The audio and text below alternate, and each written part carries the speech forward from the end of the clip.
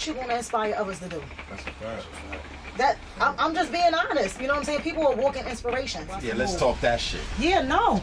Yeah, you take criticism because you know what I'm saying. Yeah, I love you this week and next week they won't love you no more.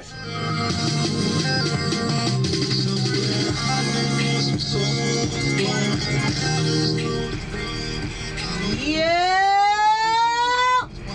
What the fuck is the motherfucking deal? Welcome to Busamove, the podcast. I am your fucking host, your girl T. My boy Bobcat is out right now.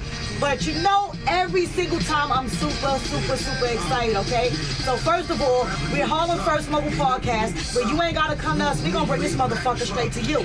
But man, I'm telling you right now, if you could come to us, man, because we don't want to lose our parking spot. You know what I'm saying? Yes. Harlem's a little different. Before I get the intro, you know, everybody that come here, man, is super special, and I get super excited every freaking time.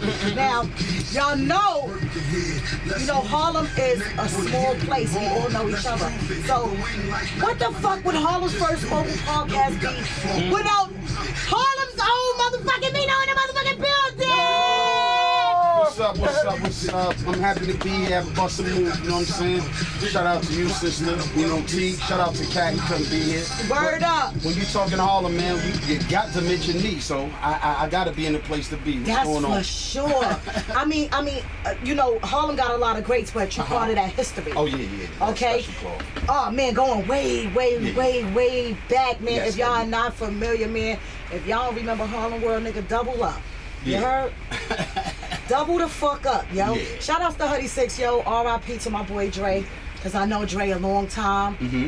So I want to shout him out in here because when you speak of Harlem, you got to mention Hud 6 too. Come on, like, that's the man, man. Like, Yeah. We gonna get into whatever. Dre is a good dude, man. So first of all, I want to thank you for just, you know, doing this podcast. Thank y'all for having me. Nah, man, what would we be like not having you? You know how I be. Some people be like that. You man, know? This is Harlem, man. That's what we talking about. We shine a light on everybody that's in Harlem, and it's no way that we could have a podcast and be Harlem's First Mobile Podcast and we not be on it. Thank you. It's no way. I appreciate it. Sidebar. This is a 420 friendly podcast. Yeah. It is 420 somewhere all the time. Believe that, okay? For sure. So let's just get into it. First, we have so many different apps that we're on that you can download and listen to it first. We always drop the audio first. Okay. So, you know, the visuals come later. Mm-hmm. So y'all Busamove and go follow Busamove. You heard? Stop acting silly. Stop acting silly. Right. So let's get into what the fuck been going on with you in the music. What's happening? What's happening with you now? Well, if we talking about real lifetime, I just dropped a single. It's called What Would Meeno Do? It's Spazzo record. We've been, you know, prepping. Yeah, we've been prepping that on Hot 9. That's been going up. The hood is loving it. Yeah. I just dropped a project which was dear to my heart. I just dropped it on March 9th. It's called Dope Boy Classic. It's a very special piece of music. Where can you find that at? Everywhere. Yeah, everywhere they look, everywhere they smell, in reels, everywhere, TikTok, you can find it there. It's called Dope Boy Classic, Meeno of course, and that's a project that was near to my heart. There's 9 pieces on it, you know what I mean, and it's something special. What made it so special? I hadn't dropped a piece in a very long time, and I had them songs in my vault, cultivating the sound and the way I wanted them songs to connect for a long time. Okay. So some of them are so vintage that I didn't even re-like do them. I just wanted the feel to be the feel. Okay. So I think that's one of them pieces that as we go further, people gonna catch it, and then it's gonna be like, yo, that's a classic. Did it take you back to where you was at when you recorded it? Yeah, always. Them songs are it's something special about them 9 songs, each of them, and the way it connects. Because I think nowadays people put out music and they don't really give us the story. Like sometimes not sometimes, in our day, a rap album, when you listen to it, it was a cohesive piece of work. It'll take you somewhere. It's a story. Nowadays, they just smacking pieces together. They really It's so weird. All you gotta do is have a catchy hook or something. That's why I called it Dope Boy Classic, because it gives you that feel of, damn, this is a great album. He took me from there to there. You know what I'm saying? No, well, lyrically, you different. you know. Oh yeah, I pride myself on that. Yeah. But, thank you. Yeah, you know, that's noticeable. But you know, you always repping Harlem so hard, and I love that about you. I don't care where you are. You never Hollywood with a sidebar. I know him a long time. Yeah, you know, I have personal relationships with people that come up here on Busamove. Yeah, let's talk that shit. Yeah, no. I'm serious. You never act fucking Hollywood. You know, some people be acting a little funny. Yeah, I mean, I get it. And I understand get it. that. You know what I'm saying? But when you really part of the culture, right? It's kind of hard for you to act funny because you of it. You touching the people and of such. And they, you know, with me being, you know, just a person of the people, I never felt a need to act funny. I knew how to move in the streets, so the streets is the streets. Right. But it's my town. Right. You this get what I'm saying? Yeah, this home. I have to feel home and home. It's right. You have to feel at home and home, yes, yo. Of course. And I love that about you, though. I don't care where I see you at. You always show me love. Yes. And I appreciate that so much. I want to take it back in the day for a second. During Harlem World's era. Yes. What was life like then? Because that was the prime, like Biggie was, like it was a lot going on. Yeah, well, you know, that's what they consider the golden era of hip hop. It was. You know, you couldn't exist like in that world if you ain't really get busy on the mic. You know what I'm saying? It's not about just no hook or no marketing money. Right. You gotta the requirements was that you were nice. Right. That was the requirements. Right. You know, so the competition level very heavy. You know, but what was it like just being around heavy hitters? Like back then, that was a lot because y'all were young. Y'all were young, like. And stepping into an industry that was moving quickly and rapidly. When I look back at life back then, it was moving really, really quickly. Yeah. And especially like with Puff and all of them, they were moving. Mace, shout outs to Mace. Yeah, shout out. That's my guy, man. Yeah, shout outs to Mace. You know? So I say that to say that you didn't seem intimidated by anyone. Because at the time, you know, I'm the oldest. I'm the OG. Okay. I'm older than Mace, you know what I'm saying? Wow. So, yeah. I'm the veteran of the whole situation. So okay. I had a different kind of mindset, I could say, at the time. Okay. Even though Mace was the general, so I never overplayed my hand with him. Right. I never was trying to, even though I was older than him. Right. But I know he had experience in places that I didn't, so it was always respect. Well, you know, learning doesn't come with an age. That's what I'm saying. So it wasn't a problem. I'm a guy, I know how to play my position. Right. You know, so it was a great opportunity, so it was just like, damn, I'm here. They kicked in the door. Yeah, it was fast. And mind you, we coming off of Mace. He's the biggest artist in the world at the time. Right. We talking 4 million in the can, sitting on top of the world, Mace. Yeah. You know what I'm saying? I remember that, and that song blew the fuck up. Yeah, we was that on shit that type still of time. rock right now. You see, Burna Boy just did it over. It's gone. Yeah. Yeah. So it was that era, and you know, it was full red carpet. It was very intense also because, you know, the East Coast West Coast thing was just getting over. It was kind of calm, but it was nasty in LA. Trust me. It was still nasty. Oh yeah, it was East big. Coast rappers did at the time to be in LA. Yeah, it was big. With Biggie. Yeah, it was dangerous. Lyrically, what was that like knowing him?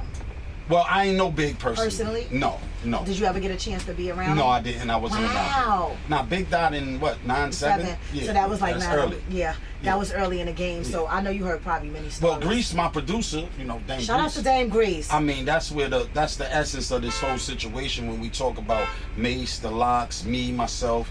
Yeah, because Vacate Lot, there was a lot going on. Like Grease did. You know, niggas done started something.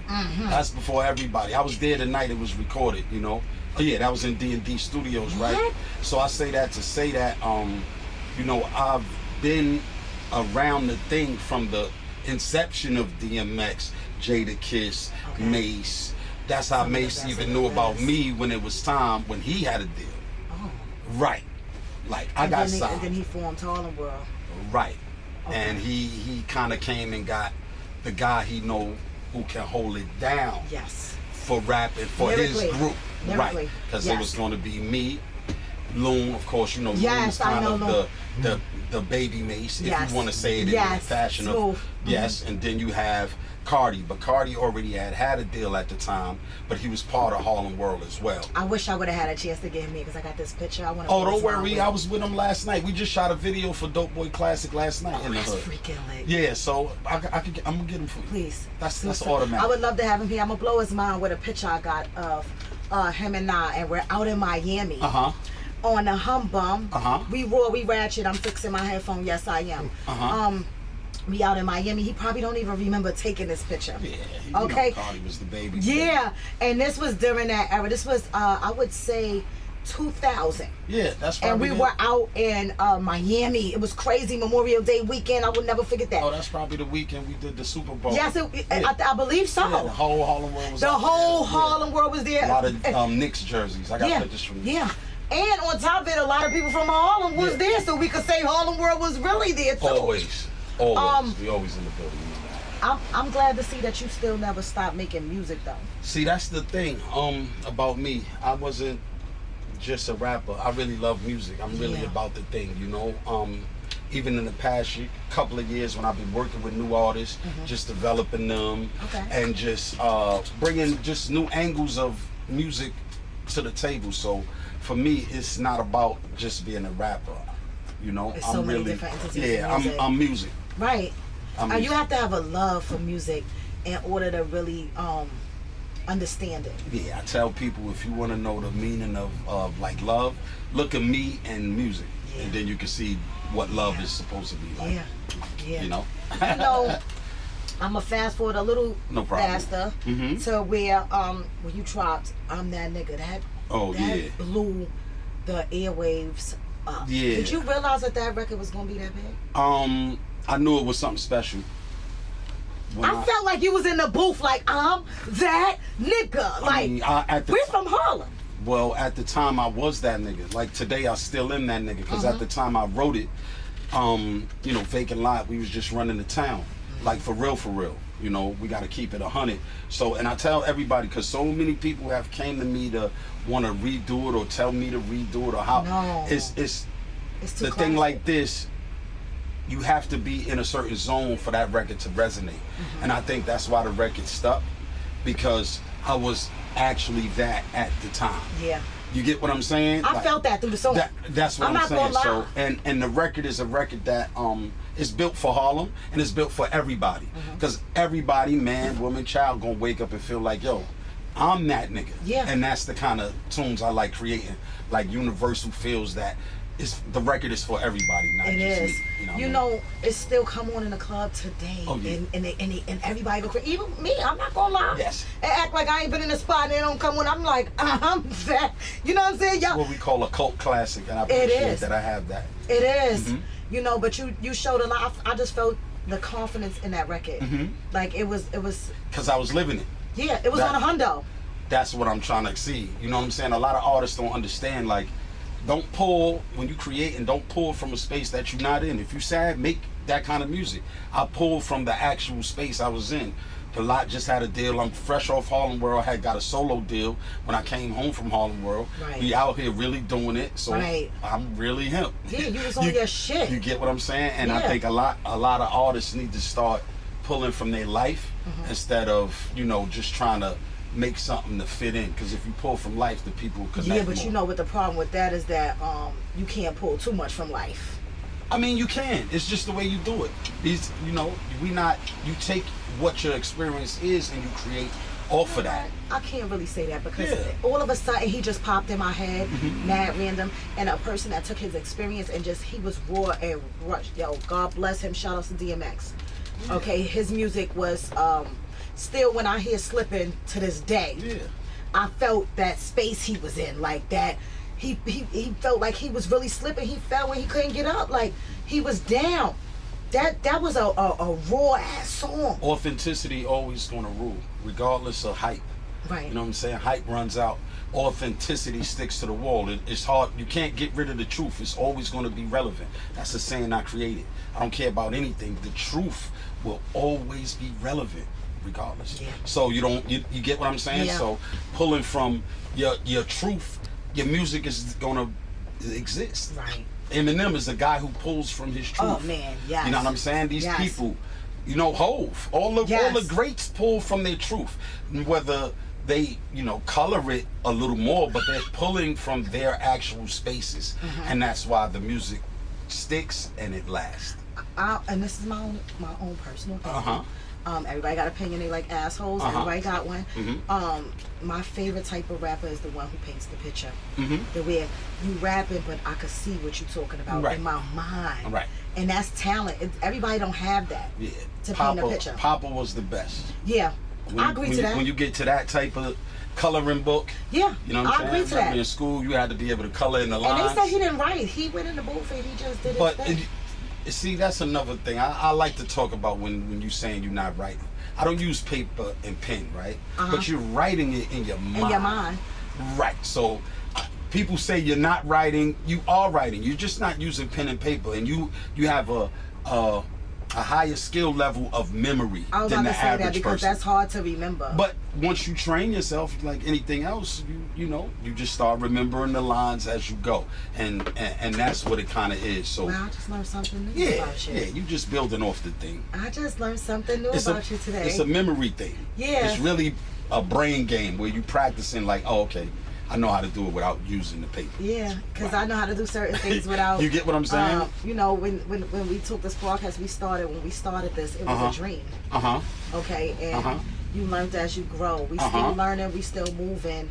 I think when you first start something, you don't know what it is. You just going off the fuel. That's the best part, right? Finding the energy to go. Yeah, because sometimes it get hard. All the time. Along the journey, yo. Well, no, it's gonna be hard. It's not about sometimes. It's gonna be hard the whole way, right? You're gonna hit some ups and downs, some middles. But if you love it and it's what you about, you're gonna keep pushing. They told me this was for me, and I got something unique. We Harlem's first mobile podcast. Busamove. Yes, Harlem's first mobile podcast. You know what it is. Busamove the podcast, man. Harlem's first. Tune in, podcast, man. Stop playing. They better get with us, man, or they gonna be out the gate. Yeah, because once it's in the Maybach truck and all that, they not coming to interview y'all. We speak now. We gonna take all the interviews. We still humble enough to take all the interviews, man. I feel you. But sometimes, let me tell you, I got another saying. You gotta be a nice guy with a twist, right? Because a lot of times they take advantage of you when you're too nice. That's true. You get it? You gotta have your twist to exist. It's like devil's advocate. You gotta have a twist to exist, because if not, they'll drown you. That's true. I've been drowned for not showing my twist. Wow.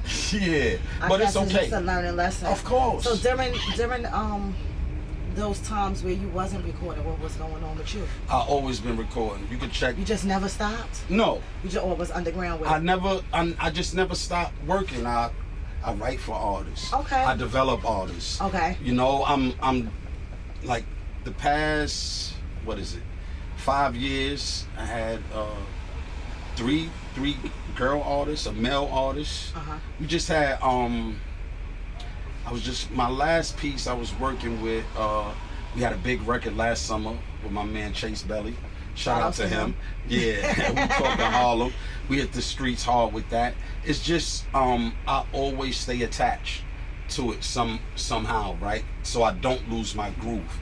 I don't become detached. That's your love for music, though. Oh no, that's my love. That's what keeps you there. Of course, There's so many great artists and young artists coming out of Harlem. Shout outs to my guy, and I love him so much because we on the east side. Shout outs to Nick Bucks, man. Nick is one of the guys. I had Nick here, and I boomed his album so much. I must know it in my head. Right. Just like some people, he cried for so long. That young guy. Yeah. He's been down. For real, I touched him when he was very young. Ray Moolah's one of the young guys. Oh, I had Ray Moolah too. You know what I'm saying? Shout out to Ray Moolah because he definitely came through and Busamove the podcast, man. We've been pulling in. Rich Rama was on here.